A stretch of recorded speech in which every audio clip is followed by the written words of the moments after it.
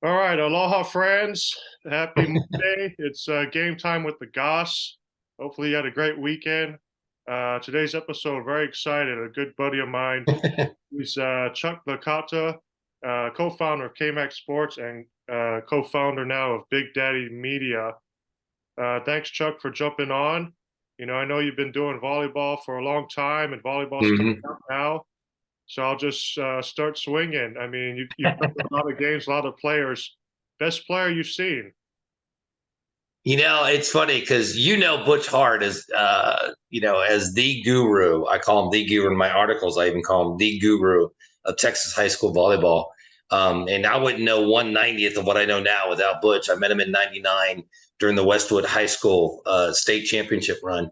And so I asked him that question. I said, because I want to give your viewers a really good answer, not just my answer, because Yeah. I haven't covered volleyball as much as near as long as Butch. He's been doing it since '83. I really kind of started in '99. So to give you an idea, Butch's Wall of Fame, if you will, players is Demetria Sants from John Jay, 1995, led Jay to the state championship in '91. She was an Olympic champion, won the Olympic gold medal, and won the college national championship. Second, Heather Schreiber of Windthorst, same thing. Amazing player, led Windthorst. Windthorst, by the way, winning the state championship last year at state, now has the most state championships for a school in 14. And she was just an amazing player, according to Butch.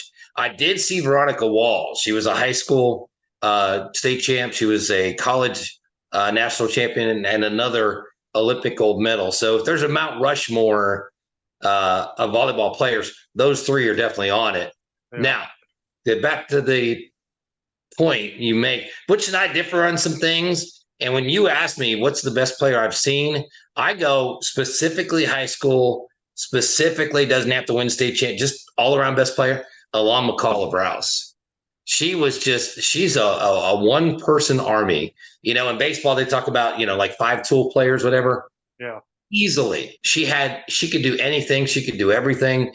And unfortunately, they lost in 17 to that in that classic matchup against Prosper that Aaron Kaufman and Prosper won. Well, I'm sure we'll talk about that later. But yeah, it was a shame not to see her do that. And when you talk about players, it's hard to forget Holly Campbell of Westlake. She won a high school championship and then went on. She's won two national championships rather at Stanford. Allie Battenhorst, who of course real recent with Seven Lakes High School. She's just an amazing player, and then you talk about setters, Jesse Grisham from Wimberley back in the day, 3 straight state championships. Bree and Danielle Barker, I think, get overlooked. They were amazing setters for Jan Barker, who still holds the record for the most state championships with 10 at Amarillo. Then you get Lori Grody, who was the Gatorade Player of the Year back in '99 with that Westwood National State Championship team. And I'll finish it out. I know that's a lot longer than you wanted. Oh, I love it. Keep it going. But the one player that you always have to mention when you talk about greatest players of all time, it goes to Karen Keeney and Hebron, Annie Benbow, 3-time state champion libero for Hebron, was one of the most amazing players ever. Now you talk about, Alon McCall, you talk about the hitters. She couldn't do that. But man, I'll tell you what, coaches had to plan their offense around Annie Benbow when they were playing Hebron back in the day, and you just couldn't. She would always find a way to make a dig, to make a great save. She was actually a pretty good server too. I talked to Annie over the summer. I did a story on another Piper Mackinnon of Argyle, who's going to be really good. I talked to Annie, and she said that she just, remembers her days at Hebron fondly. So, and real quick, currently, Macaria Spears of Wedwood, I'm sorry, Prestonwood. Yeah, Prestonwood. Truly, Alon McCall-ish, if you will. Yeah. And they've already won state championship. So they're going to win one this year too. Yeah, probably. Yeah. So there's your 6A prediction right there for Tabs. Yeah. And then you have Henley Anderson at Dripping Springs, which, of course, Michael Caine and the Dripping Springs Tigers won the 6A championship last year. She is absolutely amazing as well. So, when you talk about best players ever, there's kind of a wonder list, and we've got a couple coming up. And as you know, because you've been doing this for a long time, you won enough, Sports Writer of the Year awards as well with different organizations. You never know what you're going to get coming into the season, and there's 5 things. To me, I have a little rule since I've been in journalism since 1984. You always learn 5 things every season that you didn't know going into the season. Yeah. And I about Makara Spears, I'd love to go out and watch Preston win one of these days this year because, obviously she's a talent, Gatorade Texas Player of the Year, but that team is so loaded with Coach Ryan Mitchell. So, Suli Davis comes to mind from Colleyville Heritage. She just she can jump over that net, and she plays great defense. You talk about Bree Barker. I mean, with Paige Flickinger and Chamberlain. I mean, these girls can play. There's some really good girls. It's hard to pick one, but I approach though that Mount Rushmore approach. And that's the other thing too. You mentioned Chamberlain, and who was the other? Flickinger, Paige. You talk about combinations. If you get into combinations, that's 2 entirely different podcasts. I mean, oh my God, there have been so many great combinations of players, like Henley Anderson last year with Mackenzie Flante of Dripping Springs. And oh, by the way, they had a great libero in Taylor Tiemann. They had a great middle in Natalie Arnold. So, again, you can just do an entirely different series of podcasts about teammates who just rose above. You can do a whole hour on just that.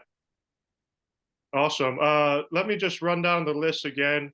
I mentioned, KMAX Sports and Big Daddy Media. But you've been covering volleyball since 1987. You've called play-by-play for nearly 130 UIL and TAP state tournament games. I love that. You've covered the UIL state ever since 2012. Every game since 2012. What else? You've been doing media for 36 years. I see all these lists, ESPN2, Bally Sports. You covered everything. It's awesome. I appreciate that, and I've been blessed because again, people like Butch Hart that have opened some doors, and there's a lot of high school volleyball coaches and players that will tell you, God, Licata annoyed me because he always wanted to get more info, always wanted to do another article, that type of stuff, So I think, and you can attest to this too. If some people call you annoying, then you're doing your job right. But I see all these sports, pro and high school, college. Butch Hart, who does an amazing job for the TGCA, Texas Girls Association. Just talk about your introduction to volleyball and why you've done it for this long. It's funny you say that. I really I started out KXAS TV for a year as a weekend producer, and really didn't get out. I was pretty much in house and had to do editing and stuff. And this is way back in the day, so it shows you age. But really didn't get out to cover high school stuff, till about 89, 90. I was there when Demetria Sants was at Jay. So I got to see a little bit, not a whole lot, but a little bit of her. Didn't realize what I was watching at the time. But then 99, I met Butch as we were covering Westwood and Round Rock down in the Austin area. And of course, those 2 teams ended up meeting in a classic regional finals match at Sam Houston State University that year to get the state.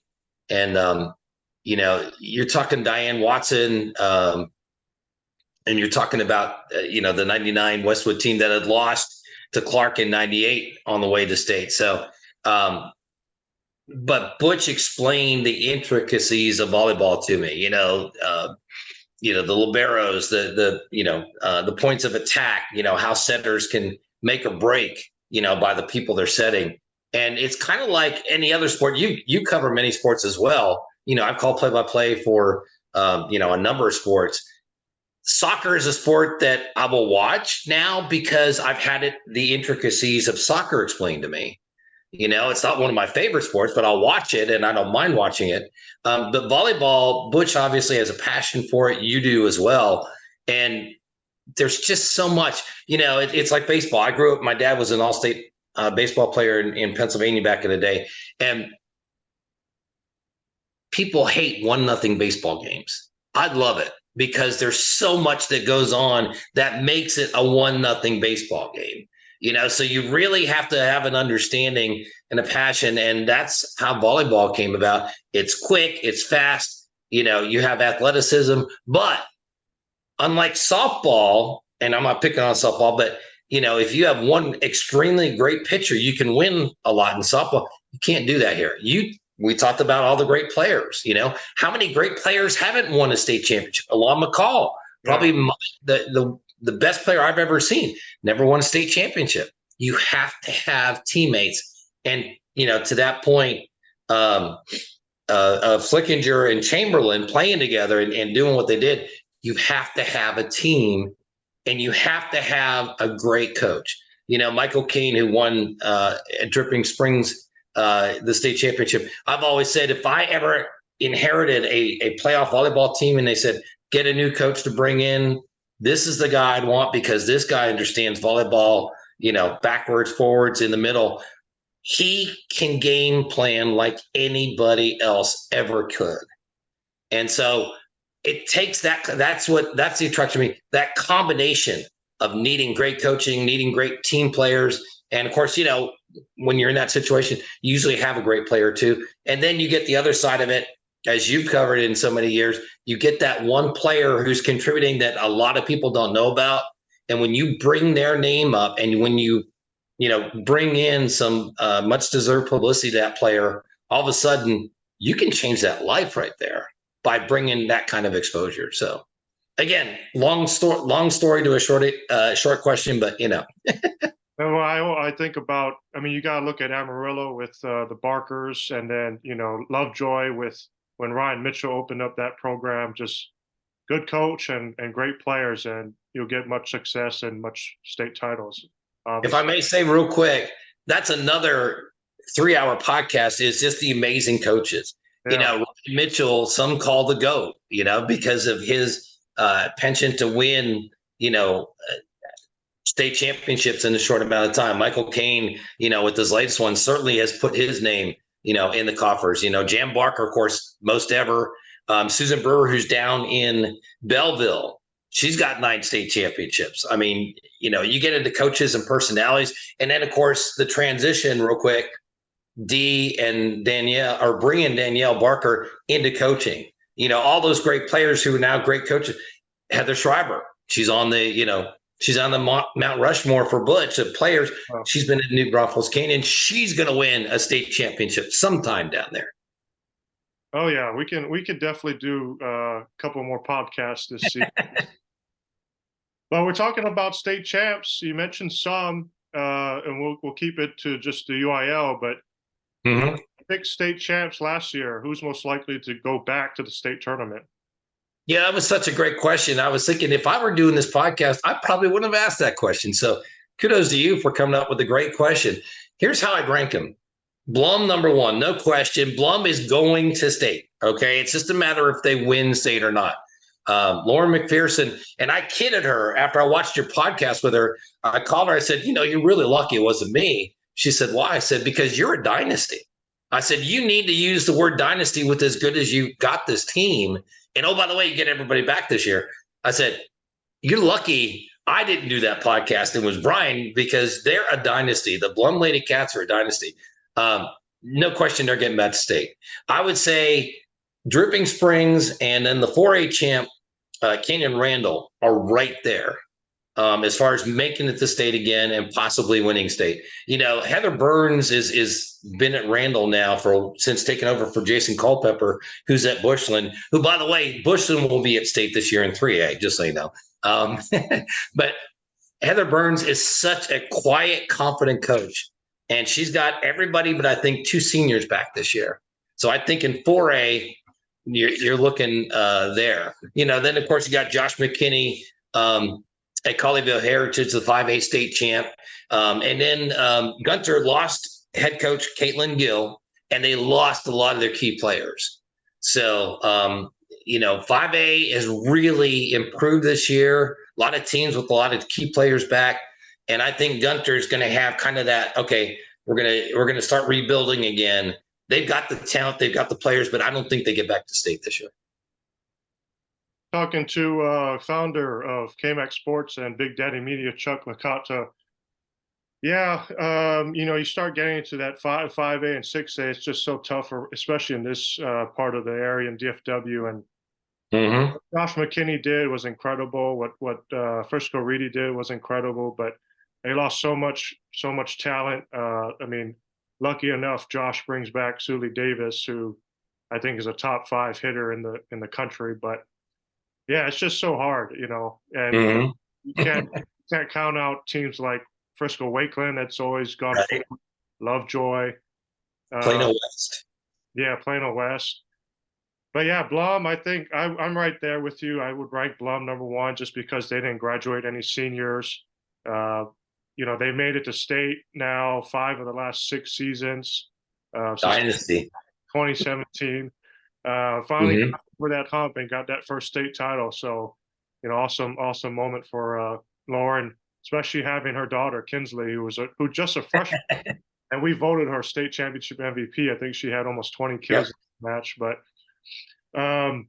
now, we talked about all these great coaches and great players. Again, you're probably going to mention a few because it's so hard to pick one. One that comes to mind is Byron Nelson in Plano West in 2019 when they went to 5 sets. That's the first one. Oh my God, yeah. I mean, you've covered over 100 state tournament games. What's the first couple that come to mind as greatest state championship games you called? It's funny. I was thinking about that too, and I was talking to Butch about it.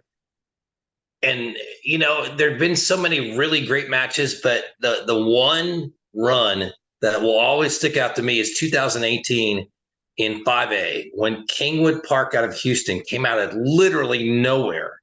I mean, they had no love at the beginning of the season. They go to state and they're playing the number 2 team at the time, Randall, that was coached by Jason Culpepper at the time. And they just disassemble Randall. And I talked to Jason afterwards. He, I consider him a really good friend. And he's one of those guys like Michael Caine who can, just dissect as well as anybody. And he said, they just beat us. They just flat out beat us. Okay, so, it's kind of nice to win the state semifinal for a team that really shouldn't be there. Then they get number 1 Lovejoy. And, of course, this is the Ryan Mitchell Lovejoy. Yeah. And it's like, yeah, okay, well, it was a nice run, They not only go out and beat Lovejoy, they sweep them.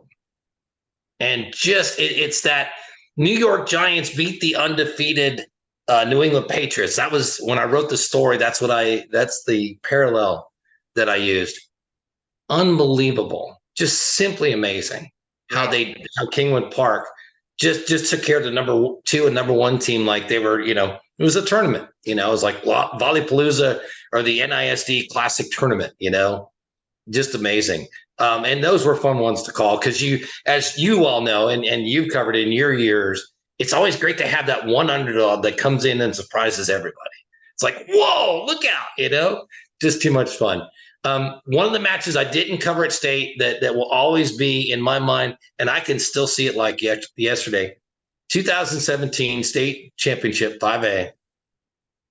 Towards the end of the match, Prosper and Rouse and Sierra Heck goes flying for a ball and runs into the tables in the media row. Right.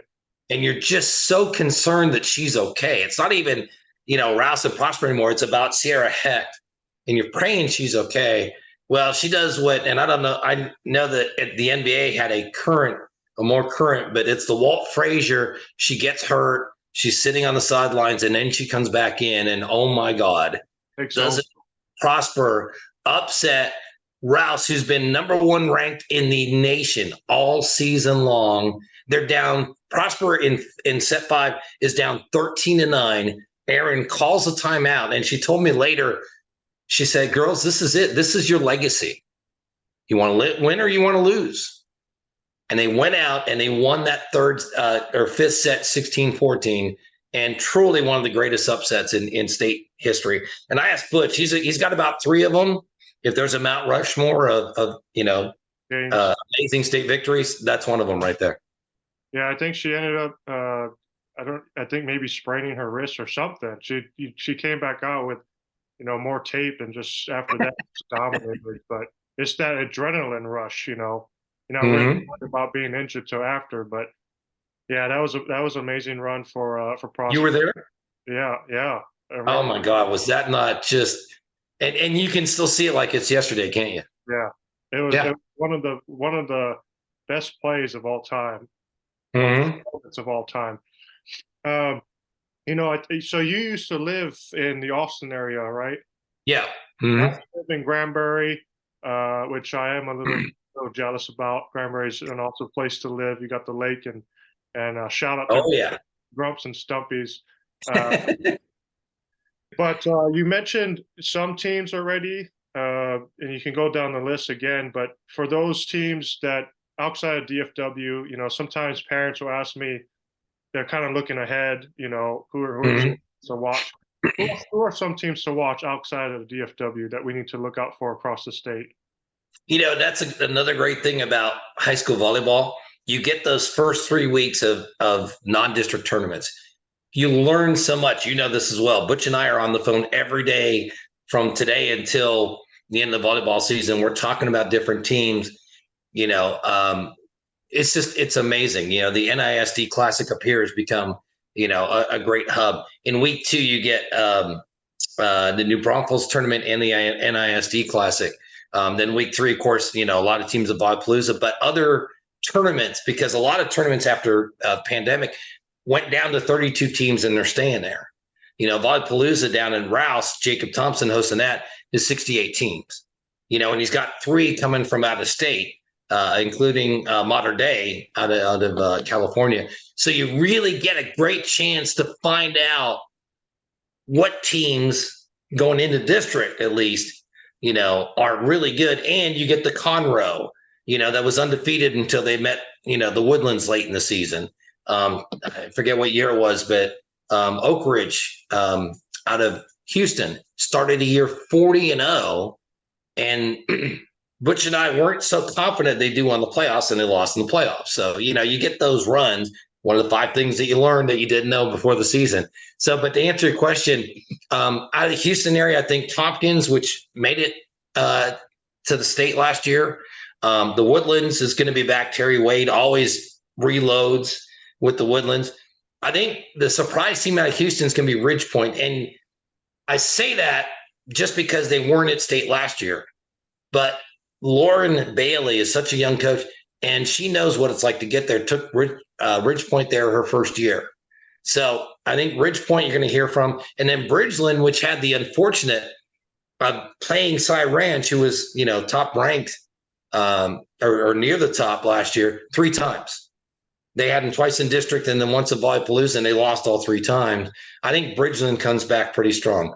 Austin area, Dripping Springs, Lake Travis, Rouse, 2 surprise teams per se. Georgetown, they've got a really good front line. Jenny Richardson has done a great job building that program. I think they're ready to explode. And then Westlake, Miguel Sainz, who was at Bowie for so many years, is a great club coach with Austin Juniors. He took over Westlake last year.